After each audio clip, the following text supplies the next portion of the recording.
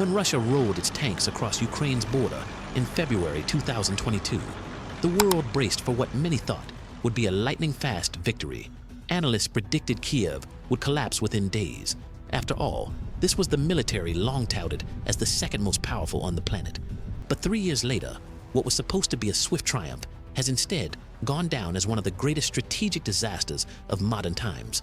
Russia didn't just miscalculate, it walked straight into a war it was never truly prepared to fight.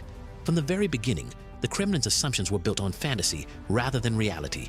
Vladimir Putin believed Ukraine wasn't a real nation and that its people would simply surrender. Surrounded by yes men and silenced dissent, he crafted a plan that relied on speed, secrecy, and intimidation. What unfolded instead was chaos, poor planning, and catastrophic losses. Putin never even called it a full-scale war. His so-called special military operation was designed to topple Ukraine's leadership in under 2 weeks, using Russia's security services rather than its full military might.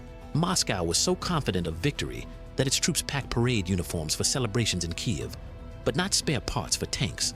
Maps captured from officers carried almost no real combat orders, as if they expected no resistance. This arrogance revealed itself during the infamous assault on Hostomel Airport, just outside Kiev. On paper, it was a masterstroke: seize the airfield, fly in thousands of reinforcements, and take the capital within days. In reality, it became what military experts now call the Russian airborne disaster. Russia sent in around 200 to 300 elite paratroopers by helicopter. But Ukraine was ready. Defenders from the 4th Rapid Reaction Brigade, armed with anti-air missiles and anti-tank weapons, tore through the assault. Within hours, multiple Russian helicopters were shot down. The runway was blocked with vehicles, and reinforcements were diverted back to Belarus. By nightfall, the airfield was useless. Russia's plan for a swift capture of Kiev had collapsed, and hundreds of its soldiers lay dead. This failure didn't just cost lives, it shattered the entire strategy. Instead of a quick decapitation strike, Russia was forced into a grinding ground war it was completely unprepared to fight.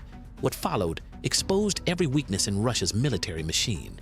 Its Soviet-era doctrine left commanders stuck in rigid, top-down hierarchies, unable to adapt when things went wrong.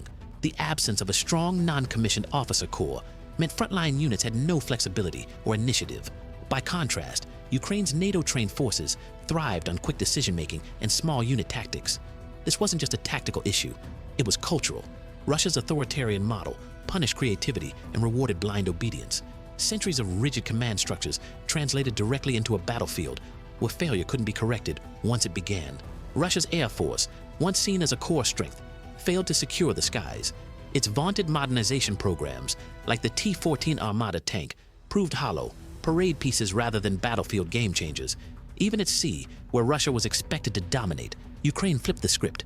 With no navy of its own, Ukraine pioneered naval drones and used Western-backed technology to sink or disable nearly half of Russia's Black Sea Fleet, including the flagship Moskva. Meanwhile, Ukraine unleashed a wave of innovation, embracing drones not just as tools of war, but as a national project.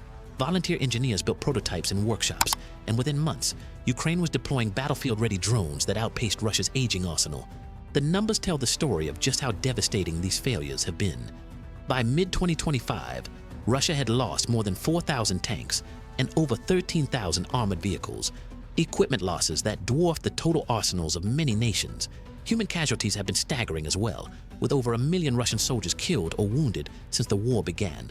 In just 3 years, Russia has suffered more fatalities in Ukraine than in every conflict it fought since World War II combined. And what has all of this bought? Very little. After enormous costs in lives and resources, Russia controls about 20% of Ukraine's territory, much of which was already occupied back in 2014. In 2025 alone, Moscow managed to capture just 68 square miles of land.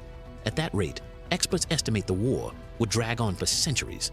Russia's failure in Ukraine isn't just about losing battles, it's about the collapse of an entire system, political, military, and cultural, that couldn't adapt to the realities of 21st century warfare. Where Ukraine learned, innovated, and partnered with powerful allies, Russia relied on outdated doctrines, faulty intelligence, and delusions of grandeur. The lesson for the world is clear. Modern power isn't measured by how many tanks you parade through Red Square or the size of your standing army. True strength comes from innovation, flexibility, and alliances, and those are exactly the qualities authoritarian regimes suppress. Thanks for watching.